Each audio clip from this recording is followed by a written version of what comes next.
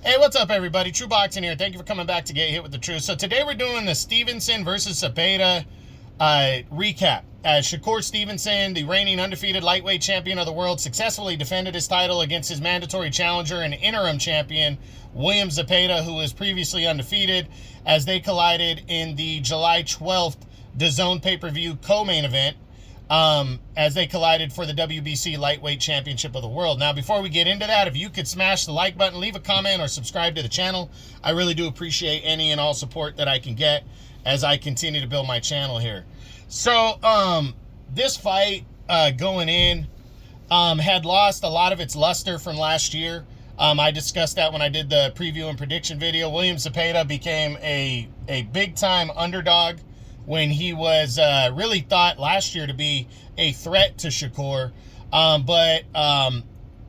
Performances against Tevin Farmer really hurt his stock because he escaped with two razor-thin decisions, even took a knockdown or two in the first fight against Farmer.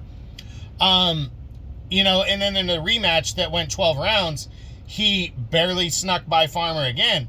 Farmer being an older southpaw and Stevenson being a younger one and considered to be one of the future pound-for-pound guys in the sport. I think a lot of people were looking, at it, when the fight was signed between these two, as Stevenson being a sizable favorite, and then his favoritism went up even higher because Floyd Schofield, who was supposed to fight Stevenson last year, earlier in February, he took on Tevin Farmer and decimated Farmer in one round. So Farmer's stock went down, which means Zepeda's stock went down because of that. So I think a lot of people were expecting Stevenson to go out there and dominate, and he did, but he did it in a better way where he put himself in harm's way. He allowed, he turned it into a fight, actually, and fought William Zepeda, which I like that. He actually went out there and made it a fight, made it a brawl, gave the fans what they wanted to see. He still boxed beautifully, counterpunched great, and walked away with a clean and one-sided 12-round unanimous decision to retain his WBC Lightweight Championship of the World. I don't think anybody was really surprised by it. I certainly wasn't. He's a top-tier lightweight.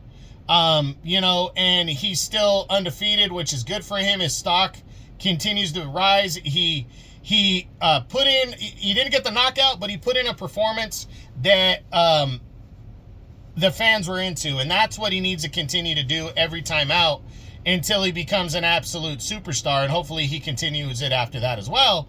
But until he becomes an absolute superstar, nobody's going to be entertained, especially Turki Al-Sheikh, by you just standing there and counterpunching and moving the entire fight and just being okay with getting the W by any means, by a decision. Nobody's going to really be into that. So I think he's accepted that. I know he's big with Turki Al-Sheikh and he knows what's going on. Now, for William Zepeda, tough break for him, suffering the first loss of his career, but it was to a very, very good fighter. I think Zepeda, with his style, can have a lot of success in this sport. I would love to see him move up to 140 and test himself out there and see what he can do, because 140 is a very good division, and some of the guys at 140 are moving to 147. So I think lightweight is a division where it's like, you can stay here and hope for a big fight, but they're losing fighters left and right because of weight issues and stuff, and guys just wanting to move up and look for the bigger fight. So I think for Zepeda, he should reset and start back at 140 pounds in his next one. But we'll see. We'll see what he decides to do. I'm looking forward to seeing what both guys do in their future. But it was a really good performance for Shakur Stevenson and a tough break for Zepeda.